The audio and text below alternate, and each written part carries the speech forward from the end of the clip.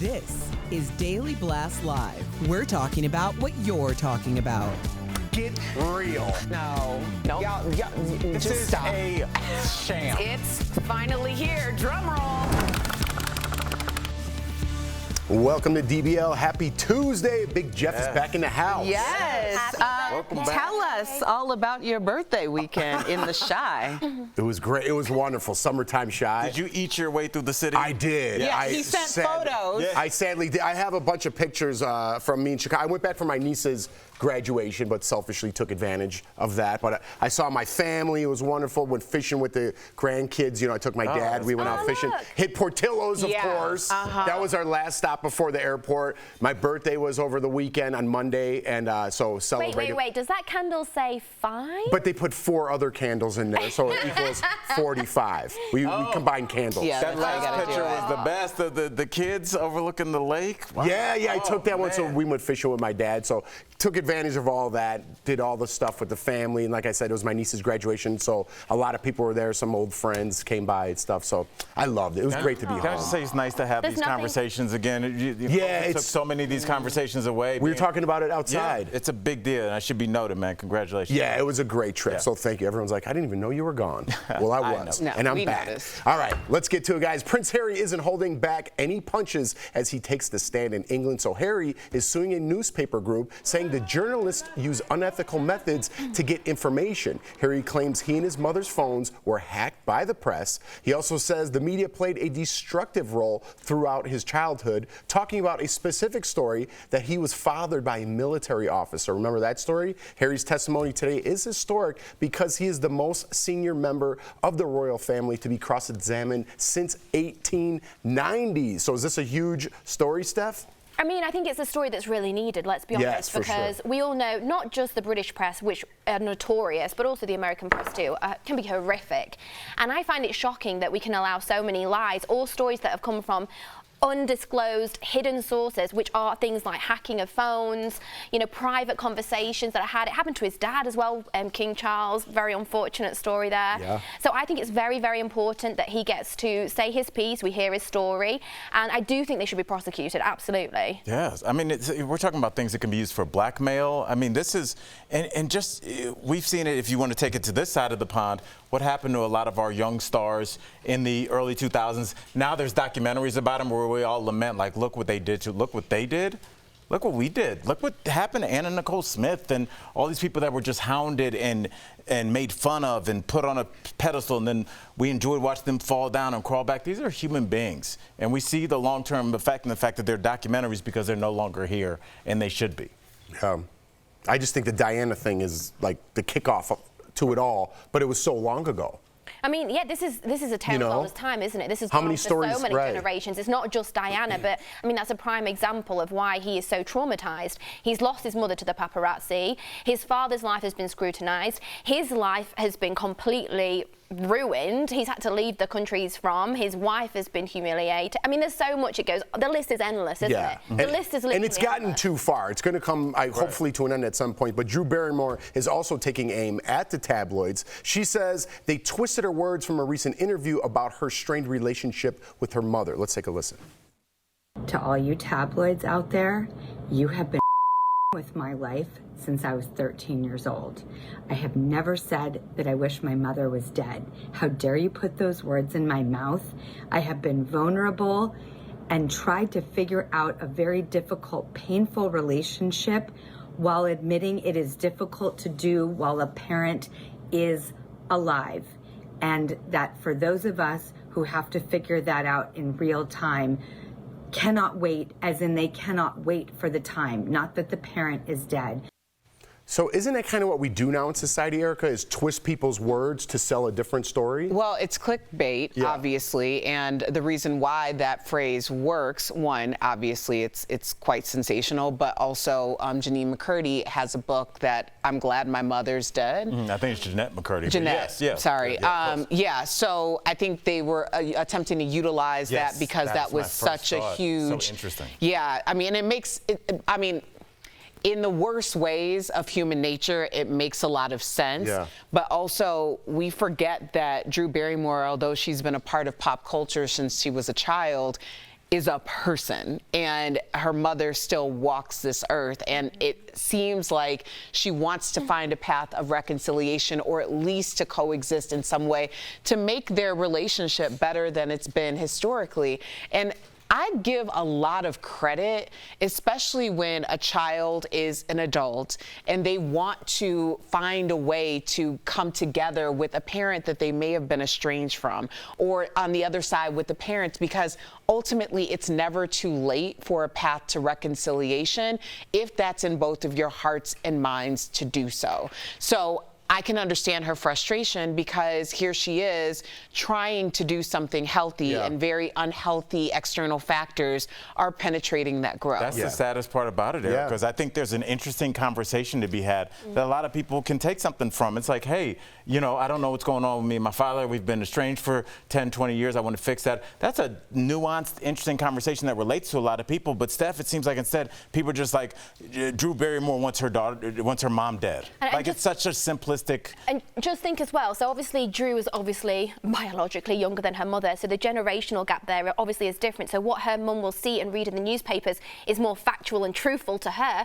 We are more aware. We know the difficulties of social media and the tabloids and how it can be a lie, but a lot of the older generation don't always know what's real and what's not real.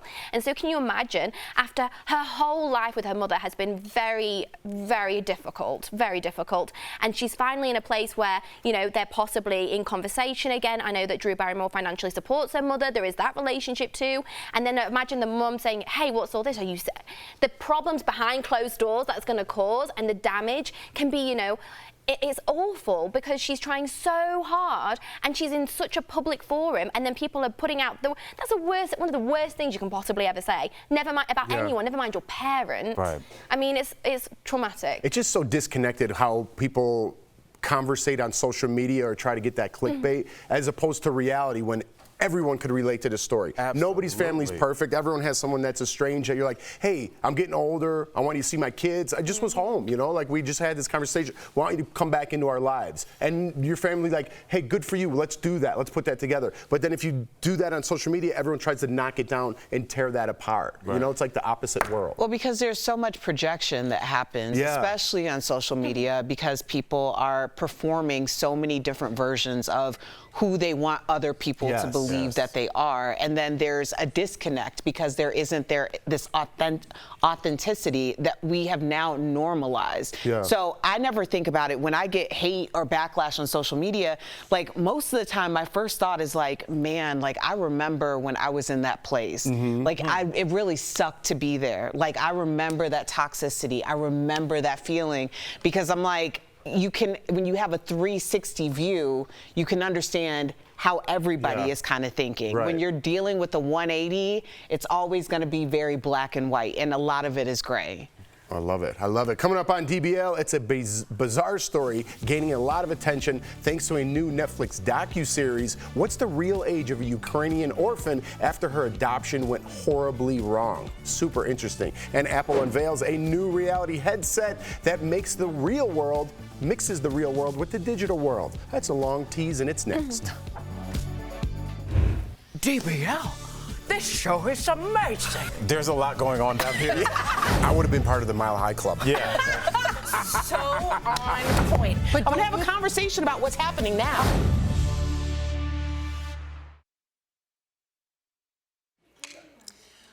We were just talking about the disconnect on just in our society in general, but I really do think that the genesis is social media.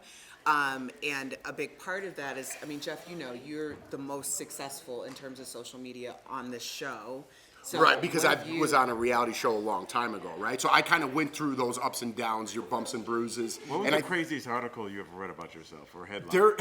There's been some crazy ones, but one I was in the, what do you call it? Not the Sun, but what's those like cheesy tabloids? It's the Sun, and what's the Sun other? is pretty bad. Not the Globe, the National The Enquirer. World News. National Enquirer. So it was a picture of me and Jordan. We were about to do the Amazing Race, and there was this quote from Jordan, like, I don't know if it's going to last because Jeff's hair is too gray and he's getting older. Like, I'm so crazy. I still have a picture of it. It's like, They put that in quotes? In quotes, and I was like in the grocery store reading because someone said, I was in there like, Jeff's hair is way too gray. I don't think this is going to last. And that was a lot darker than this. I don't know how it's But But it's legal just to print crazy that how stuff. they- I you just put a don't know quote- how it's legal. Like, Yeah, that was how the do they get quote from away with it? Jordan. And it's been years. I I mean, just don't know what how if they it's... quoted you saying you were going to commit a crime against a public figure? Would you not be able to sue them for that? Like, But you know what's scary? We're talking about obviously like the tabloids here, right? Which is obviously the written word, yeah, which some people read, some people don't, but it's harmful either way. The future is so much scarier because with AI technology, where people are literally using the faces and the voices and they can make a phone call and it sounds exactly like the person, what will we be talking about in the next 10 years, you know? Right. It's going to get so out of control. Yeah, I don't. Yeah, it already is. That one Balenciaga video that I had, it's like someone sent me back a video of this guy dissecting it. And I went like this one time, he's like, see, now he's throwing up the devil horns to salute his group overseas. I was like, people are out of their minds, dude.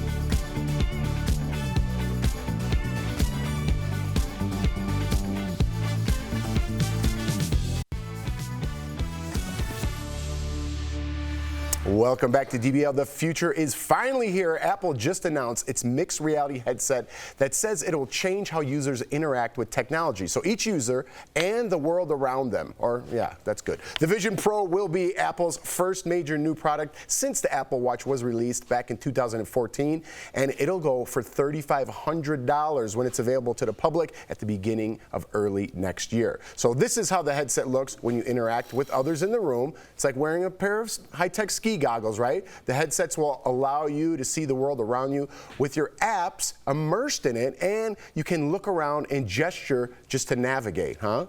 Just like Minority Report with that glove. You'll be able to view your panoramic views and photos. I love that.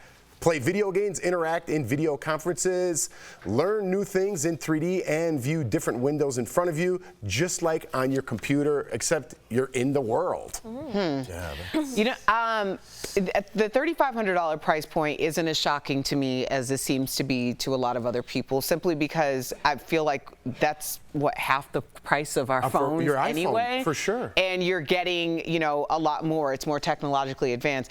I'm also thinking about the demographic that they're aiming for, because maybe it's just me and I just noticed these things, but did you notice that like 90% of everyone featured in that ad was a woman of color?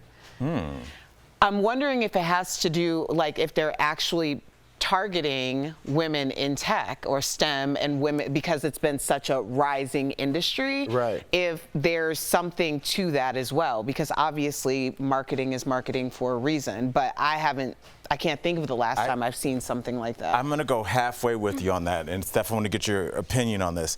I think if you looked at the spaces that they were in, we've talked before on the show about how anybody born after 1996, I think they say, is going to have a tough time buying a house. So you're going to be doing what? Living in smaller places most of your entire life. So what do you need to do to open up that expand where you live? Now you can be looking at a waterfall that's as far as the eye can see, even though you're in a much smaller contained actual physical space. So I think what they're doing is kind of setting the stage for a younger generation that's going to have less money to have the 2 acres and the pond in the back, but they can see it through their virtual headset, even though they're on the 5th floor of a walk-up. I think, you know, it's what you just said reminds me so much of, have any of you seen the movie Don't Worry Darling? No. So it's a very similar concept where you can implant, let's say, a chip, even and I don't want to spoil it for anyone, but you can live in this another realm, let's say, and you can have the whole house, the food you eat, everything is complete. Really, in reality, they're hooked up to a drip and just getting fed off whatever. But in their mind, they're living in this beautiful world. They're in a palace with everything they could ever want, right? And it's kind of very reminiscent of that. But you know, I look at it and I'm probably a hypocrite because I say, oh no, I probably wouldn't buy it. But I remember when I was at university and they showed us a table, and it was the first iPhone, which is now this big, and it was a table and you could move the pictures, and they were like, this is how you'll show your family pictures. This is how you'll play a video. And I was like, this is crazy. And that was thousands back then. And I was like, who's going to buy this? And now every single person has it on their phone. So, I mean, it is the future. It is inevitable. But I loved what you said about the ski goggles, because I thought that's the only time I could actually imagine doing it. When I'm out doing a sporting activity, it's a nightmare trying to get your phone out your pocket, but you can just like answer through your goggles. That I would say yes to. But then you have to have goggles on. It seems like just a VR headset mixed with a phone.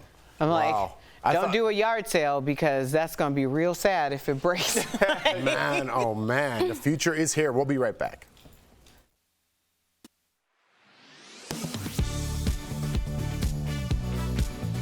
Travelers here know that once the hotel is booked, the itinerary's mapped out, and the plane tickets in hand, a little jet lag is a small price to pay for a big trip once you've arrived at your destination. But it's still helpful to know what you're in for. Let's verify. Is jet lag likely to be worse traveling west to east than east to west? We checked in with these sources, which all agree yes. Traveling across multiple time zones can affect the body's circadian rhythm, causing jet lag, which the CDC defines as a temporary sleep disorder that can affect your mood, your ability to concentrate, and your physical and mental performance.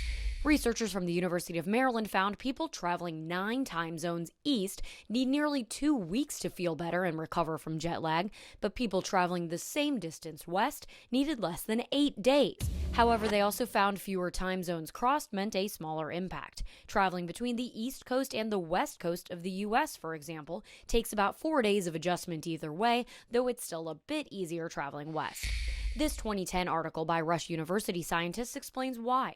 The human body's natural circadian clock is often longer than 24 hours, so people have a natural tendency to want to stay up and sleep in later. That makes it easier for westbound travelers to adapt to the added hours they get by flying across time zones. The Cleveland Clinic explains there's no guaranteed way to prevent jet lag, but it could help to try to adjust your schedule a little bit before you leave for your trip. And once you get there, spend some time in the sunshine and drink plenty of water to stay alert, refreshed, and ready to take on your trip. With your Verify, I'm Abby Larico.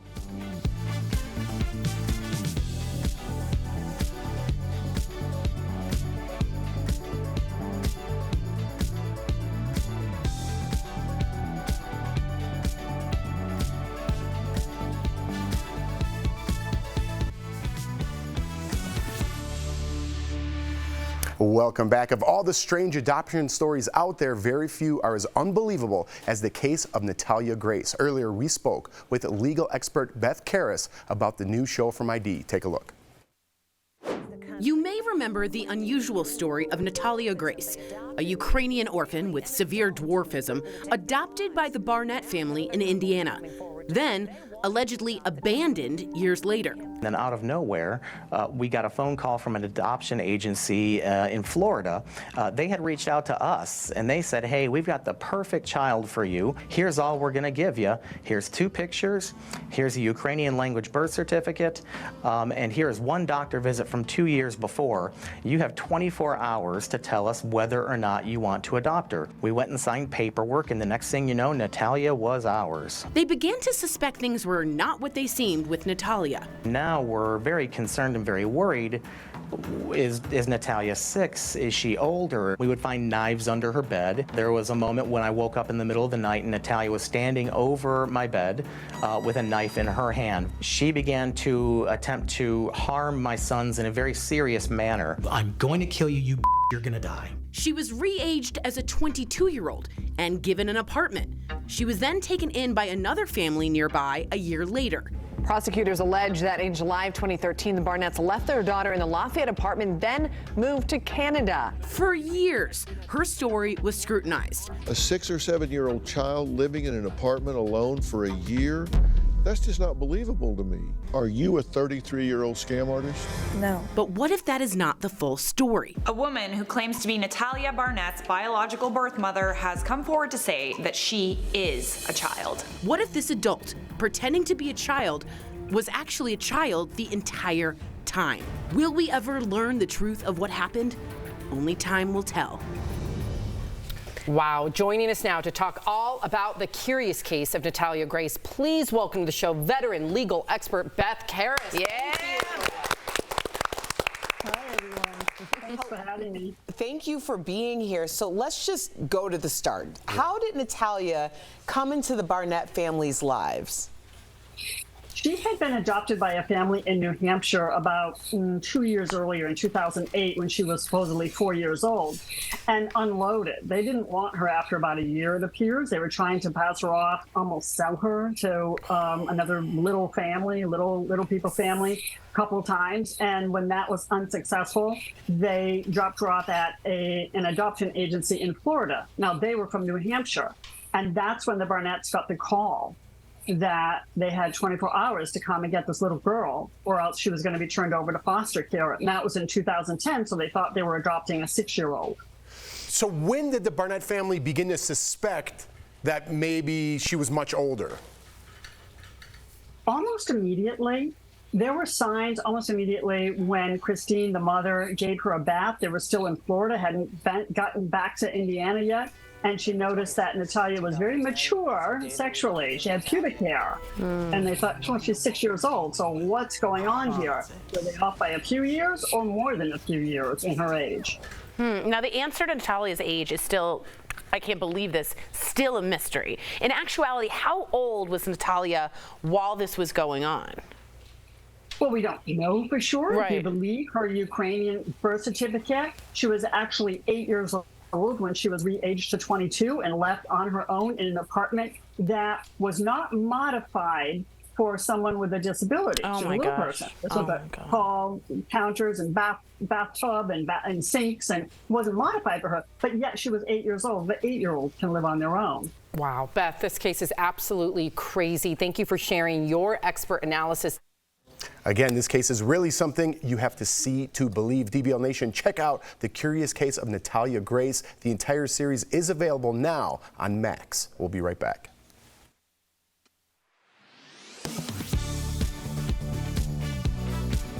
Many people brush their teeth at least twice a day, when you wake up and before you go to bed. But should you change when you brush based on what you eat? Multiple Verify viewers, including Henry, asked if you should wait to brush after eating or drinking something acidic to avoid damaging your teeth. So let's verify. Should you wait 30 minutes to brush your teeth after consuming acidic foods or drinks? Our sources are the Mayo Clinic, Columbia University Irving Medical Center, and the American Dental Association. What you eat and drink impacts the health of your teeth. According to the American Dental Association, acidic foods like tomatoes, orange juice, wine, or coffee can weaken your enamel, the protective outer layer of the tooth, leaving you vulnerable to bacteria buildup and tooth decay. While brushing your teeth reduces the amount of bacteria around your teeth and gums, our sources say brushing too soon after eating acidic foods can remove even more enamel, creating weak spots, which can increase the risk of tooth decay. Throughout the day, your teeth go through two processes: demineralization and remineralization. Demineralization occurs when the foods and drinks we consume create acid that attacks the enamel of the teeth. Eating foods that are already acidic can do even more damage. Remineralization happens when minerals in saliva, such as calcium and phosphate, bond to the teeth to fill in the weakened areas of the enamel that are broken down over time by acids and plaque. Dentists at Columbia University and the Mayo Clinic say waiting about 30 minutes after consuming acidic foods and drinks allows the tooth enamel to remineralize and build itself back up, keeping that protective layer around your tooth. So we can verify, yes, you should wait about 30 minutes to brush your teeth after consuming acidic foods or drinks. With your Verify, I'm Ariante Till. Are you skeptical of headlines and what you see on social media? We are too. The Verify newsletter helps you distinguish between true and false information by answering your questions. It provides fast facts on trending topics, spotlights major stories, and even includes a daily fun fact for all those trivia buffs out there. Get Verify's fast facts delivered every weekday to your email inbox. Go to verifythis.com/email to check it out. Amazon ships more than 1 million packages each day within the U.S. For years, if you ordered items directly sold by Amazon in the U.S. and you didn't like them, you could return them for free at any approved drop-off location. But some people say Amazon is changing its return policy, now charging $1 for all returns. Verify viewer Rick asked us if that's true. So let's verify using these sources. Amazon did recently update its return policy, but that doesn't mean you're going to have to pay a $1 fee on all returns. Instead, the new policy imposes a $1 fee if you make the return at a UPS store when a different free return location, like a Whole Foods Market or Kohl's, is closer to the delivery address. So we can verify, no, Amazon is not adding a $1 fee to all returns. So make sure to check the distance of the options closest to you. With your Verify, I'm Ariande Till.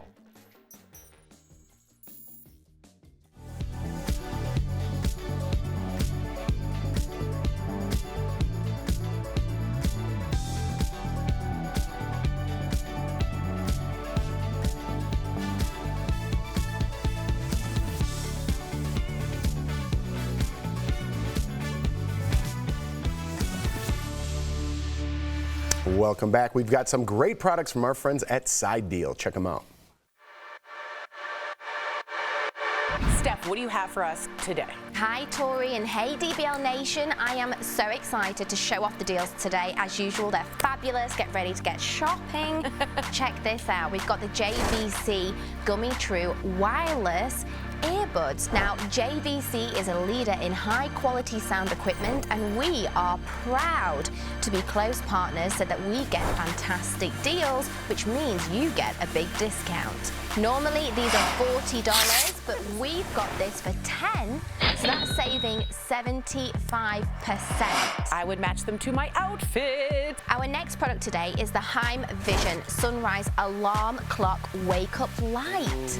So this product will help you establish a really healthy sleep routine, and waking up will be so much easier because it simulates the light sunrise and also sunset features.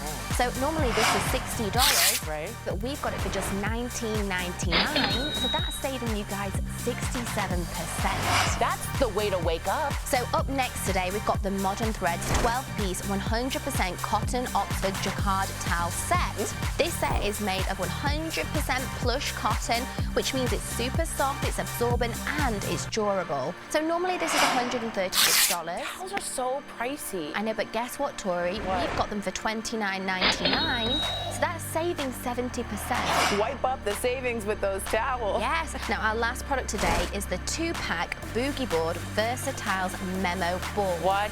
This board is really cool because it quickly erases your notes with just the tap of an eraser in the corner. Normally these are $30 each, but we've got this 2-pack for $29.99, so that's saving 50%. No paper, no pens, it's gone. No, oh my gosh, this future is now. Guys, head on over to sidedeal.com to snag these amazing deals at the lowest prices. You can even visit sidedeal.com right on your phone. Steph, thank you so much. Steph, have you ever been stopped around Denver or anywhere and just been like, hey, are you the girl from Side Deal? Yeah, actually, loads. No, really? I swear, yeah, I swear. I'm not even going to name the people, but I've got a couple of people that watch all the time. They love it. Hi. I feel like I should say their name, but then I don't know if I'm Do they allowed to judge that. you for the products, whether they love them or not? They love seeing every week what there is. It's amazing. And you know what? One time someone did me a really We got to get out of here. We're going to get cut off. I'll leave it for Stephanie from Side Deal, everybody. See her around town. Say hi. You know what?